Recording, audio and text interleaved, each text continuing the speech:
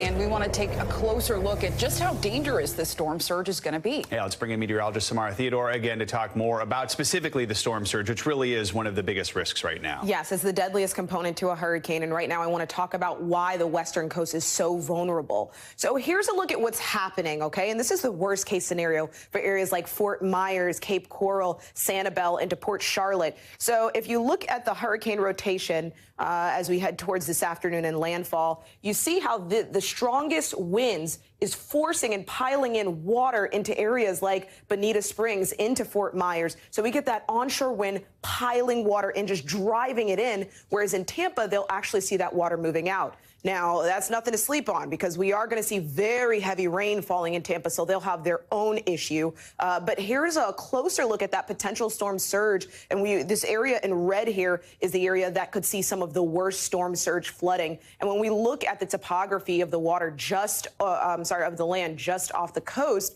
that's where we start to see more shallow water. So this is really setting up to be possibly a disastrous situation. Here's a look, the areas in red. Out towards the Rotunda, into Port Charlotte, that's going to be one to watch. Areas like Fort Myers, down into Cypress Lake, Cape Coral, Pine Isles Center, St. James City.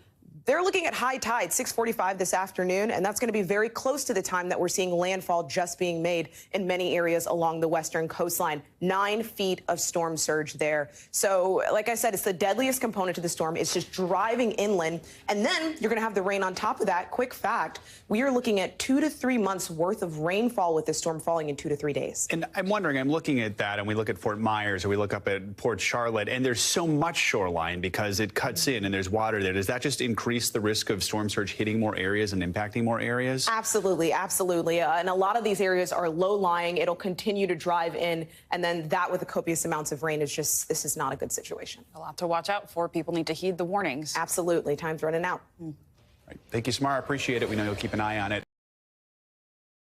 Thanks for watching our YouTube channel. Follow today's top stories and breaking news by downloading the NBC News app.